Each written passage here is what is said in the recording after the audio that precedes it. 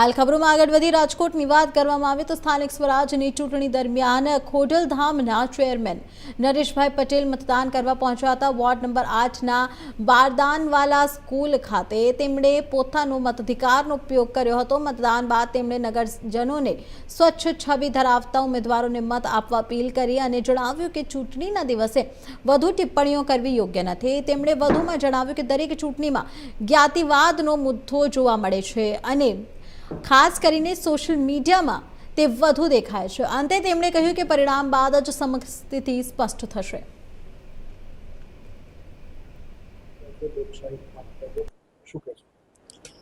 ગુજરાતની સ્થાનિક ચૂંટણીઓ આજે ચાલી રહી છે અને લોકતંત્રની અંદર ચૂંટણી બહુ મહત્વની હોય ત્યારે આજે મેં પણ મતદાન કર્યું છે અને આખા ગુજરાતની અંદર સ્વચ્છ છબીના અને સારા ઉમેદવારો ચૂંટાઈને આવી એવી પ્રભુ પાસે પ્રાર્થના કરું છું।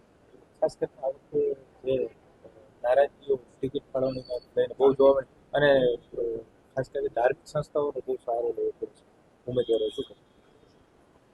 આજે ઇલેક્શનનો દિવસ છે, કોઈ પણ એક્સ્ટ્રા કોમેન્ટ કરવાથી જુદી જુદી રીતે માણસો વાત સ્વીકારે એના કરતાં આ પર્વ એવો પર્વ છે કે લોકો વધારે મતદાન કરે અને સારામાં સારા ઉમેદવારો સ્વચ્છ છબીના ઉમેદવારો ચૂંટાઈને આવે એવી આપણે બધા શુભેચ્છા। આ એક ચૂંટણીની પ્રક્રિયા છે અને આ ઐતિહાસિક છે। એમાં આજ ફરે હોય કે પહેલાં હોય એવું કંઈ હોતું નથી અને આપણને હજી રિઝલ્ટ આવ્યા પહેલાં કેમ ખબર પડે કે શું થઈ ગયું છે?